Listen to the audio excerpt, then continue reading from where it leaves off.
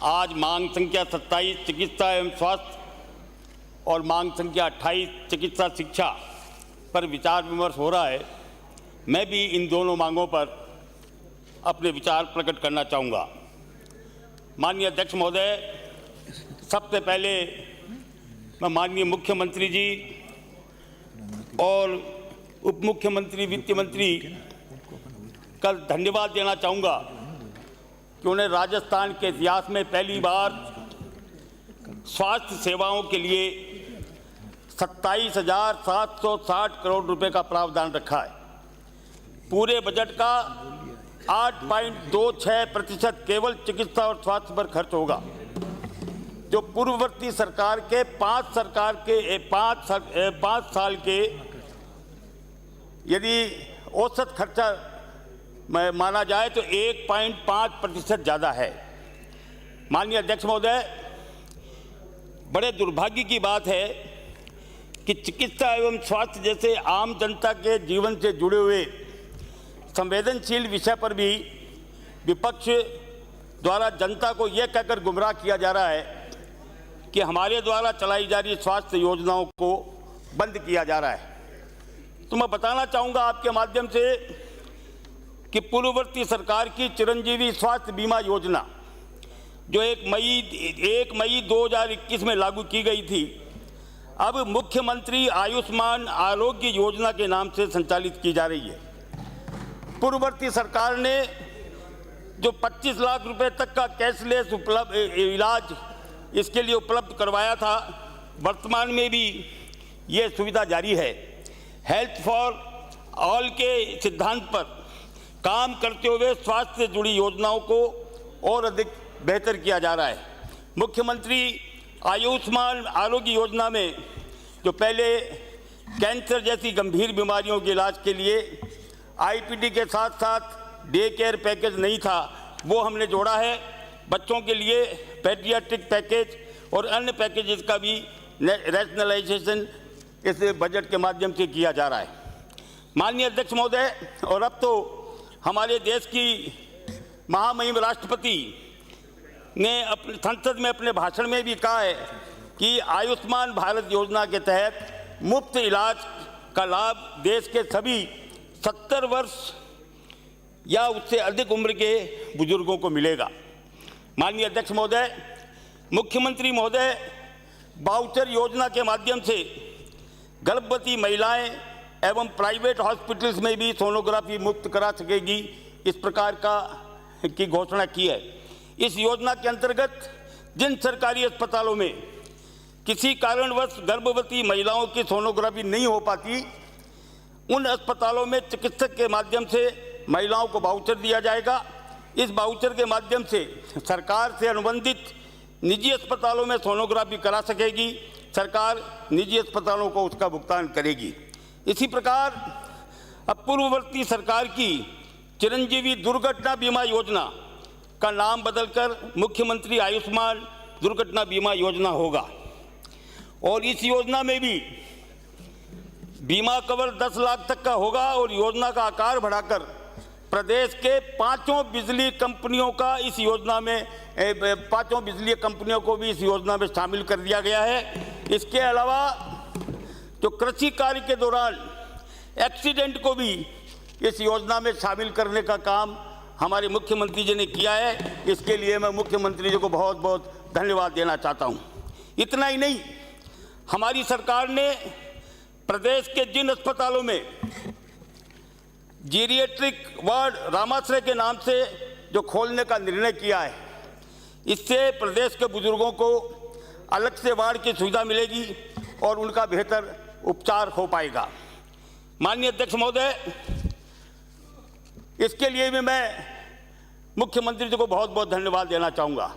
इसके साथ साथ मैं सरकार को इस बात के लिए भी धन्यवाद देना चाहूँगा कि गत 3 वर्षों में जयपुर में पूर्ववर्ती सरकार के समय जो फर्जी अंग प्रत्यारोपण का खेल चल रहा था, गत 3 वर्षों में 2000 से ज़्यादा फर्जी एनओसी जारी की गई, 1000 से ज़्यादा फर्जी किडनी ट्रांसप्लांट की गई, 3 साल से ऑर्गन ट्रांसप्लांट कमेटी की बैठक ही नहीं हुई, बड़े पैमाने पर हुए भ्रष्टाचार पर पूर्ववर्ती सरकार आंख मूंद कर बैठी रही और कोई भी कार्रवाई नहीं की।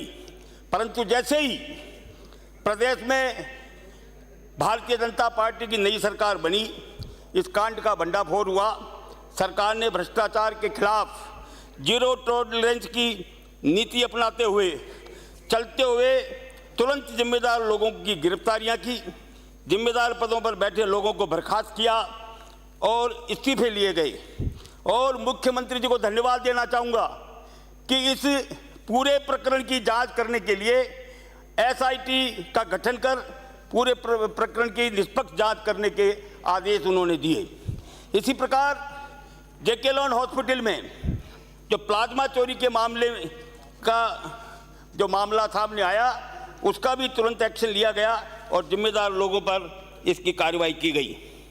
माननीय अध्यक्ष महोदय, हमारे प्रदेश में आज़ादी के बाद 2013 तक केवल 7 मेडिकल कॉलेज थे। एक जयपुर में था, एक उदयपुर में था, एक बीकानेर में था, एक जोधपुर में था, एक कोटा में था, एक अपने बीकानेर में था और एक झालावाड़ में था। मैं धन्यवाद देना चाहूँगा कि 2014 में जब मोदी जी इस देश के प्रधानमंत्री बने तो उन्होंने इस लक्ष्य के साथ सबका विकास, सबका विश्वास, उन्होंने ये घोषणा की कि हमारे देश के सभी जिलों में और मेडिकल कॉलेज होने चाहिए। और उसके प्रथम चरण में 2013 से 2018 के बीच में जब भारतीय जनता पार्टी की सरकार थी तो उन्होंने 8 मेडिकल कॉलेज हमारे प्रदेश को आवंटित किए। और इसी प्रकार 2018 से 2023 के बीच में जब कांग्रेस की सरकार थी, बिना किसी राजनीतिक भेदभाव के कि कांग्रेस की सरकार है पर क्योंकि सबको इलाज मिलना चाहिए, उन्होंने 15 मेडिकल कॉलेज खोले जाने की घोषणा की और 3000 करोड़ रुपया केंद्रीय सरकार ने इसके लिए आवंटित किया। परंतु जैसा कि हमारे पूर्व मुख्यमंत्री जी की आदत कि वो हर चीज में राजनीति करना चाहते हैं, उन्होंने अपने भाषण में कहा, बजट भाषण में कहा कि हमारे बार बार आग्रह के बाद भी जो 3 जिले बच गए, प्रतापगढ़, जालोर और राजसमंद, उनमें मेडिकल कॉलेज खोलने की स्वीकृति केंद्रीय सरकार ने नहीं दी। और उन्होंने कहा अपने बजट भाषण में कि मैं इन तीनों कॉलेजेस में मेडिकल कॉलेज खोलने की घोषणा करता हूं और इसके लिए 1000 करोड़ रुपए बजट से आवंटित करता हूं। मैं पूछना चाहता हूं, पूर्व मुख्यमंत्री जी तो यहाँ नहीं है पर लीडर ऑफ अपोजिशन है, वरिष्ठ नेता हैं, कि उन 1000 करोड़ रुपए का क्या हुआ? क्या बिना बजटीय प्रावधान के उन्होंने 1000 करोड़ की घोषणा की थी? झूठी वाहवाही लेने के लिए उन्होंने घोषणा की थी। आज यदि हम देखें धरातल पर जाकर तो चाहे जालोर हो, चाहे राजसमंद हो, चाहे प्रतापगढ़ हो, कहीं पर भी मेडिकल कॉलेज खोले जाने का कोई भी शुभ गांठ भी नहीं है। यानी केवल फर्जी घोषणा, झूठी वाहवाही लेने के लिए, चुनाव में वोट लेने के लिए उन्होंने केवल इस प्रकार की बात की, परंतु कोई भी मेडिकल कॉलेज अभी तक वहाँ पर खोलने की कोई भी व्यवस्था नहीं की। क्या हुआ? क्या इन तीनों जिलों में मेडिकल कॉलेज खुल गया? इतना ही नहीं, नए मेडिकल कॉलेज तो खोल दिए, परंतु राज्य में इसकी 16 मेडिकल कॉलेजों में 62% पद रिक्त हैं। पूर्ववर्ती सरकार ने, क्योंकि केंद्रीय सरकार का 3000 करोड़ रुपया आया था, तो आपने मेडिकल कॉलेज तो खोल दिए, परंतु वहाँ पर डॉक्टर नहीं, नर्सिंग कर्मी नहीं, पैरामेडिकल स्टाफ नहीं, लैब असिस्टेंट नहीं, फार्मासिस्ट नहीं, 62% पद रिक्त। ऐसे में भविष्य में बनने वाले डॉक्टर्स की क्वालिटी की शिक्षा का क्या होगा, इसका उन्होंने ध्यान नहीं रखा। अब आप ये देखिए कि 1896 पद स्वीकृत और उसमें से 725 केवल काम कर रहे हैं, 1171 पद खाली हैं। ऐसे में जो नेशनल मेडिकल काउंसिल है उसकी ओर से मान्यता पर संकट आने का भी अंदेशा था। पूर्ववर्ती सरकार ने केंद्रीय सरकार की राशि से कॉलेज तो खोल दिए पर स्टाफ नहीं लगाया। मैं इस बार फिर भी धन्यवाद देना चाहता हूं आदरणीय मुख्यमंत्री जी को कि यहाँ केंद्रीय अपने वो जो म्युनिसिपल वो क्या मेडिकल काउंसिल है उसके जो प्रतिनिधि आए, उन्होंने 5 जो मेडिकल कॉलेज थे उनमें झुंझुनू, सवाई माधोपुर, नागौर, बारा और बांसवाड़ा इनकी मान्यता दिए जाने में अड़ंगा लगा दिया। पर हमारे संवेदनशील मुख्यमंत्री जी उन्होंने उसी समय 725 पद 125 पद एक महाविद्यालय के लिए उन्होंने आवंटित कर दिए, जिसमें प्रोफेसर्स भी, असिस्टेंट प्रोफेसर्स भी और अपने नर्सिंग कर्मी भी, पैरामेडिकल स्टाफ भी, सबकी इन्होंने व्यवस्था की। और आज हमारे मुख्यमंत्री जी की संवेदनशीलता के कारण आज वो 5 मेडिकल कॉलेज मान्यता से वंचित रहने से बच गए। माननीय, मैं स्वास्थ्य मंत्री जी से ये भी चाहूँगा कि जब आप अपना जवाब दें तो बाकी जो पद खाली हैं उनके बारे में भी सरकार क्या सोच रही है उसके बारे में भी आप निश्चित रूप से बताएंगे। माननीय, आपके माध्यम से मैं कहना चाहूँगा कि हमारे प्रदेश में डॉक्टर्स, नर्सेज, पैरामेडिकल स्टाफ का जहाँ तक सवाल है, प्रदेश में 43,000 डॉक्टर्स अभी पंजीकृत हैं और लगभग 1700 लोगों पर एक डॉक्टर है। सरकारी अस्पतालों में 11,000 पद स्वीकृत हैं और वर्तमान में 9,000 डॉक्टर्स कार्यरत हैं।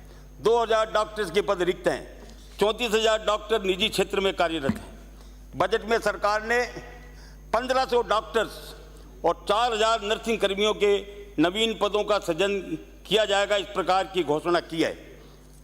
और राज्य में इसके अंतर्गत जो राज्य सरकार के नियमों को इसमें अडॉप्ट किया जाएगा, इसका भी मैं बहुत बहुत स्वागत करना चाहता हूँ। माननीय सभापति महोदय, प्रदेश में करीब 3,000 छोटे बड़े सरकारी अस्पतालों में 2500 छोटे जिलों या दूर दराज के गांवों में स्थित हैं, जहां करीब 75% स्वास्थ्यकर्मी, चाहे वो डॉक्टर्स हो, चाहे नर्सिंग कर्मी हो और चाहे पैरामेडिकल स्टाफ के लोग हों, उनकी पोस्टिंग इन स्थानों पर होती है।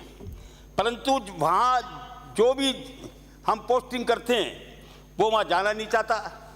राजनीतिक रसूखों के चलते वो शहरों में डेपुटेशन पर लग जाते हैं और इसका परिणाम ये होता है कि जो दूर दराज के गांव में जो लोग रहते हैं उनमें से कभी कोई बीमार हो जाता है तो वो या तो जिला अस्पताल में आकर के अपनी बीमारी का इलाज करवाता है या संभागीय केंद्र पर आकर के अपना इलाज कराता है, और कोई गंभीर बीमारी होती है तो जयपुर में आकर के वो अपना इलाज करवाता है। मैं आपके माध्यम से सरकार से ये कहना चाहूँगा कि चाहे बीजेपी की सरकार हो चाहे कांग्रेस की सरकार हो, नए डॉक्टर्स की नियुक्ति करने के समय ये देखा जाए कि जो डॉक्टर नियुक्त होता है उसके लिए कम से कम 25 लाख और 50 लाख का आप बॉन्ड भरे आएं और उसको ये पाबंद करें कि पहली पोस्टिंग 5 साल के लिए उसकी ग्रामीण क्षेत्रों में होगी। और मैं तो यहां तक कहना चाहूंगा, और मैंने अभी अखबारों में पढ़ा भी है, सरकार की मंशा है कि डॉक्टर्स, नर्सिंग स्टाफ और पैरामेडिकल स्टाफ, इसके लिए आप लोग ट्रांसफर पॉलिसी पर विचार कर रहे हैं। मैं तो ये मांग करना चाहूंगा कि पूरे प्रदेश की स्वास्थ्य सेवाएं सफलतापूर्वक चले, हर व्यक्ति को इलाज मिले, जो दूर दराज के क्षेत्रों में रहता है उसको भी इलाज मुहैया हो। इसके लिए आप ये घोषणा करें कि हम स्थानांतरण की नीति लाएंगे और कम से कम 5 साल तक जो नया डॉक्टर नियुक्त होगा उसको निश्चित रूप से दूर दराज के गांवों में, और जो जैसे जालोर है, सिरोही है, बांसवाड़ा है, डूंगरपुर है, अपने जो प्रतापगढ़ है, ऐसे स्थान पर जाकर के वो ड्यूटी करेंगे। उसके बाद ही और इसमें एक चीज़ और कहना चाहूँगा, आज ही बड़ा उल्टा हो रहा है। जो सरकार में डॉक्टर नौकरी करता है, जो सरकार में जिसकी शहरों में पोस्टिंग होती है, उसको आप शहरी भत्ता देते हैं, मकान किराया देते हैं। मैं कह रहा हूँ कि उनका ये शहरी भत्ता और मकान किराया बंद करिए, और इसकी जगह जो दूर दराज के गाँवों में रह करके और जो गरीबों का इलाज कराते हैं, उनको आप 15% 20% का अतिरिक्त उनको दीजिए तनख्वाह के अलावा। यदि मान लीजिए 1 लाख की किसी की तनख्वाह है तो उसको 1,20,000 दीजिए, किसी की 1 लाख तनख्वाह है तो उसको 1,15,000 दीजिए, तो वो गाँव में टिकेगा। और इसके साथ साथ तो कई डॉक्टर मित्रों से हमारी बात होती है तो वो ये कहते हैं कि साहब हम डॉक्टर बन गए, अब यदि हमारी गाँव में ड्यूटी लग जाएगी तो हमारे बच्चों का क्या होगा। तो मैं ये भी कहना चाहूँगा कि जो संभागीय केंद्र पर, जयपुर की राजधानी पर जो बढ़िया स्कूल हैं, उनमें उन डॉक्टर्स के बच्चों का प्राथमिकता के आधार पर एडमिशन हो, इसको भी सरकार को और सुनिश्चित करना चाहिए। तो डॉक्टर वहाँ मन लगा करके दूर दराज के गांवों में काम कर पाएगा। अब मैं जयपुर शहर का जो उत्तर भारत का सबसे बड़ा हॉस्पिटल है, SMS हॉस्पिटल, जहाँ 10,000 से ज़्यादा का OPD है, और जब हमारी सरकार आई थी 2013 से 18 के बीच में, तो उस समय हमने SMS हॉस्पिटल का भार कम करने के लिए, और जयपुर के पश्चिम में कांवटिया हॉस्पिटल, जयपुर के उत्तर में गणगौरी हॉस्पिटल, जयपुर के पूर्व में सैटेलाइट हॉस्पिटल सिटी कॉलोनी, और जयपुर के दक्षिण में जयपुरिया हॉस्पिटल, इन चारों को डेवलप करने का निर्णय किया था। और उसी का ये परिणाम था, जो सुविधाएं हमने वहाँ पर मुहैया कराई। कांवटिया हॉस्पिटल में जो 2,000 का OPD था वो 4,000 हो गया। गणगौरी हॉस्पिटल में जो हमने सुविधाएं उपलब्ध कराई, उसका परिणाम ये रहा कि जहाँ 500 का OPD था वो 2,000 का OPD हो गया। इसी प्रकार से सिटी कॉलोनी का हॉस्पिटल, वहाँ पर भी OPD में संख्या बढ़ी, और विशेषकर जयपुर में जयपुरिया हॉस्पिटल जो मेरे निर्वाचन क्षेत्र में आता है, वहाँ आप देखिए कि केवल 300 साढ़े 300 का OPD था। हमने वहाँ CT स्कैन की सुविधा कराई, MRI की सुविधा कराई, 2D की सुविधा करवाई, TMT की सुविधा करवाई, SNCO का वार्ड बनवाया, ट्रॉमा वार्ड, इमरजेंसी वार्ड, नए मेडिकल कॉलेज, और टाटा ट्रस्ट द्वारा PICU कॉटेज वार्ड आदि की सुविधाएं उपलब्ध कराई। उसका परिणाम क्या हुआ कि जहां 2013 में हमारा 300 साढ़े 300 का OPD था, वो बढ़ करके 3,500 4,000 का हो गया। पहले 100 बेड थे, उसकी जगह 150 बेड हुए। 2013 में 100 बेड थे, 2015 में अपने 150 बेड हुए, और 2017 में 470 बेड हो गए। और वहाँ आप ये देखिए कि प्रतिमाह 400-500 लोगों की सर्जरी हो रही थी, महिलाओं को प्रतिमाह 250-300 की संख्या में डिलीवरियां हो रही थी, और जो वहाँ भर्ती होते थे उसकी ऑक्यूपेंसी 95% थी। परंतु क्योंकि राजनीतिक भेदभाव वहाँ से, क्योंकि भारतीय जनता पार्टी का विधायक था, राज कांग्रेस का था, और हमारे वहाँ तत्कालीन क्या कहते हैं चिकित्सा मंत्री, उन्होंने एक साथ वहाँ 27 डॉक्टर लगे हुए थे अधिशेष, और 11 डॉक्टर थे डेपुटेशन पर। क्योंकि जब 100 बेड थे उस समय भी 48 डॉक्टरों के पद स्वीकृत थे। 470 बेड हुए तब भी 400 ये अपने 48 डॉक्टर वहाँ पर थे। तो इन्होंने क्या किया कि वहाँ से 27 और 11 इन डॉक्टरों को हटा दिया। इसका परिणाम क्या हुआ, ये 3/9/22 को ये आदेश निकाला। इसका परिणाम क्या हुआ कि SNCU trauma ward, MRI, CT scan, emergency, नए वार्ड बनाए गए, उनके डॉक्टर स्टाफ की कमी के कारण उनका पूरा उपयोग नहीं हो पा रहा। इसी प्रकार टाटा ट्रस्ट द्वारा जो PICU एवं नए वार्ड डॉक्टर्स और स्टाफ की कमी के कारण कार्यशील नहीं हो पा रहे थे। चिकित्सालय में ओल्ड मेडिकल ICU और सर्जिकल ICU कॉटेज बंद पड़े हैं।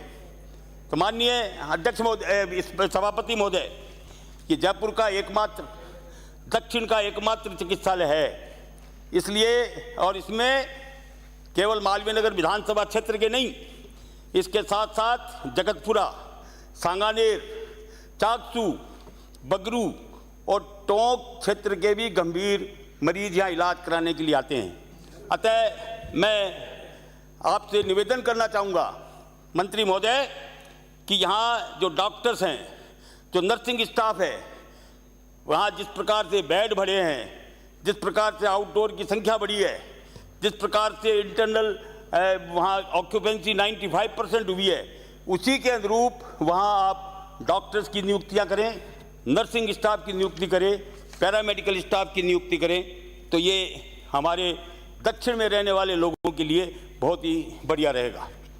और जहाँ तक कि हमारे बच्चों का सबसे बड़ा हॉस्पिटल JK लोन हॉस्पिटल, यानी पूरे केवल जयपुर के ही नहीं, पूरे राजस्थान के ही नहीं, पड़ोसी राज्य उत्तर प्रदेश, मध्य प्रदेश, हरियाणा, पंजाब, वहाँ के लोग भी आकर के वहाँ अपना इलाज करवाते हैं। वहाँ केवल 900 बेड है। और यानी आप ये देखिए कि जब उसके आउटडोर की हम गणना करें तो पूरे साल में 4,25,000 का आउटडोर है, और भर्ती की बात करें तो 50,000 से ज़्यादा बच्चे वहाँ पूरे साल भर में भर्ती होते हैं। और जब मौसमी बीमारियाँ होती है उस समय तो स्थिति ये हो जाती है कि वहाँ एक एक बेड पर 3-3, 4-4 बच्चों को सुलाना पड़ता है उनका इलाज कराने के लिए। मैं इस बात के लिए धन्यवाद देना चाहूँगा सरकार को कि उन्होंने वहाँ 22 करोड़ रुपए की लागत से और रेयर डिसीज 22 करोड़ की लागत से centre of excellence for medical genetics की घोषणा इस बजट में की है। इसके लिए तो मैं इनको धन्यवाद देना चाहूँगा। अब सरकार के इस निर्णय से माँ दुर्लभ बीमारियों के साथ साथ जिंदगी की जंग लड़ रहे नौनिहालों को भी इसका इलाज मिल पाएगा। परंतु इसके साथ साथ मैं आपको एक बात और ध्यान में लाना चाहूँगा कि पिछली सरकार ने 1100 करोड़ रुपए SMS अस्पताल में IPD टावर बनाने के लिए 500 करोड़ रुपए आवंटित किए, जिसमें 70% पैसा केंद्रीय सरकार का था। जनाना हॉस्पिटल में 75 करोड़ रुपए आवंटित किए, महिला चिकित्सालय में 117 करोड़ रुपए आवंटित किए, गणगौरी अस्पताल में 108 करोड़ रुपए आवंटित किए, TB अस्पताल में 50 करोड़ रुपए आवंटित किए और स्टेट कैंसर इंस्टीट्यूट में 250 करोड़ किए। पर JK लोन क्योंकि ये मालवीय नगर विधानसभा क्षेत्र में है, यहाँ एक भी नया पैसा इसके लिए आवंटित नहीं किया। मैं आपके माध्यम से मंत्री जी को कहना चाहूँगा कि आप इसमें हमने पूरा इसका एस्टिमेट बनवा लिया है 80 करोड़ रुपए की लागत से। मैं समय पे ही ख़त्म करूँगा, आप घड़ी मत देखो। 80 करोड़ की लागत से इसका ये IPD टावर 10 मंजिल का बनेगा। इसमें कॉन्फ्रेंस हॉल भी होगा और फिर ये क्या है कि मेडिकल कॉलेज से संलग्न है, इसलिए यहाँ पर PG और UG के स्टूडेंट्स भी आते हैं। कॉन्फ्रेंस हॉल भी इसमें चाहिए, कैंटीन भी चाहिए। बच्चों की कैपेसिटी के लिए अब 900 बेड है, उसकी जगह कम से कम 1500 बेड इसमें होने चाहिए। और इसके लिए हम आपसे जगह भी नहीं मांग रहे, जगह भी हम आपको उपलब्ध करवा देंगे। आप तो जिस प्रकार बाकी हॉस्पिटल्स में आपने IPD टावर बनाने के लिए पैसा आवंटित पिछली सरकार ने किया, तो आपसे मैं अनुरोध करना चाहूँगा कि JK लोन हॉस्पिटल जो हमारे प्रदेश का सबसे बड़ा बच्चों का हॉस्पिटल है, उसमें आप निश्चित रूप से आईपीडी टावर बनाए जाने की स्वीकृति प्रदान करें तो ये वहाँ के लोगों के लिए और प्रदेश के लिए बहुत ही अच्छा होगा। माननीय सभापति महोदय, अब मैं आपको RUHS हॉस्पिटल के बारे में बताना चाहूँगा। वसुंधरा जी जब राजस्थान की मुख्यमंत्री थी, उस समय राज्य सरकार ने केंद्रीय सरकार के सहयोग से वहाँ RUHS हॉस्पिटल का निर्माण करवाया। और आपको ये जानकर खुशी होगी कि उसमें 1200 बेड की कैपेसिटी है, 200 बेड ICU के लिए रिजर्व हैं। और जब कोरोना काल आया था तो वहाँ के डॉक्टरों ने बड़ा शानदार काम किया, और नहीं तो क्या पता कितनी जाने जाती, पर क्योंकि वो स्थान हमारे पास उपलब्ध था तो वहाँ पूरे प्रदेश से जितने भी कोरोना के मरीज आए उनका शानदार तरीके से वहाँ पर इलाज करवाया गया। इतना ही नहीं, उस समय मैं भी भर्ती था वहाँ, तो हमारे तत्कालीन जो चिकित्सा मंत्री थे रघु शर्मा जी, उनके भी जब कोरोना हुआ तो वो भी वहीं भर्ती थे, वो भी वहाँ इलाज से ठीक हुए और मैं भी इलाज से ठीक हुआ। पर आज स्थिति क्या है, क्योंकि ये वसुंधरा जी के समय बना था, इसलिए पूर्ववर्ती सरकार ने वहाँ किसी भी प्रकार के फैकल्टीज को नॉमिनेट करने का काम नहीं किया, उसकी उपेक्षा की। अभी आपने वहाँ 25-30 डॉक्टर्स लगाए हैं, पर मैं आपको ये कहना चाहूँगा कि 1200 बेड का कैपेसिटी का हॉस्पिटल, और वो फुल फ्लेश यदि चलेगा, वहाँ पर यदि डॉक्टर्स का अपॉइंटमेंट होगा, नर्सिंग स्टाफ यदि वहाँ लगेगा, पैरामेडिकल स्टाफ लगेगा, तो आपके जो SMS हॉस्पिटल है उसका भार निश्चित रूप से वहाँ कम होगा। इसलिए इसकी तरफ भी आप ध्यान दें। और एक बात मैं और कहना चाहूँगा कि हमारे पूर्व मुख्यमंत्री मोहनलाल जी सुखाड़िया, उनके नाम से उदयपुर यूनिवर्सिटी का नाम हमने मोहनलाल सुखाड़िया यूनिवर्सिटी कर दिया।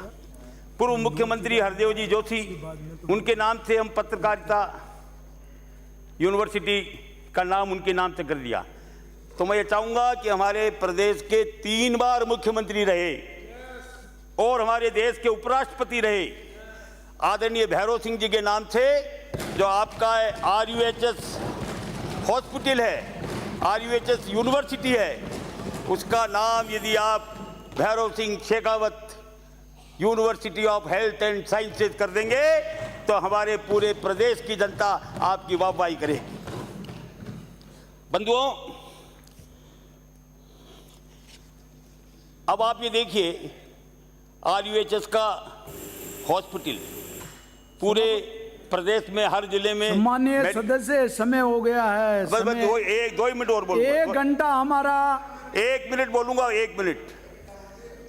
RUHS के जितने भी मेडिकल कॉलेज हैं हमारे राजस्थान के, वो एफिलेटेड हैं। नर्सिंग कॉलेज आप हर डिस्ट्रिक्ट में खोलने का ऐलान कर चुके हैं, वो भी हो जाएगा। पर आज भी सरकारी फार्मेसी कॉलेज नहीं है। तो मंत्री जी, मैं आपका ध्यान आकर्षित करना चाहूँगा कि जब जिला स्तर पे आप नर्सिंग कॉलेज खोल रहे हैं, जिला स्तर पर मेडिकल कॉलेज खुल रहे हैं, तो कम से कम हर संभागीय स्तर पे यदि फार्मेसी कॉलेज होगा तो जो बच्चे आज निजी महाविद्यालयों में जाकर के, और वहाँ उनकी फीस भी ज़्यादा और जिस प्रकार से उनका शोषण हो रहा है, वो नहीं होगा। मैं मांग करना चाहूँगा कि हर संभागीय स्तर पे आप कम से कम 1 फार्मेसी कॉलेज खोलें। मैं आपने आदेश दिया कि मेरा समय पूरा हो गया, इसलिए आपने समय दिया, इसके लिए बहुत बहुत धन्यवाद। और मैं आशा करूंगा कि आदरणीय मंत्री जी जब जवाब देंगे तो जो मैंने सुझाव दिए हैं उस पर अमल करेंगे। धन्यवाद। जय हिंद।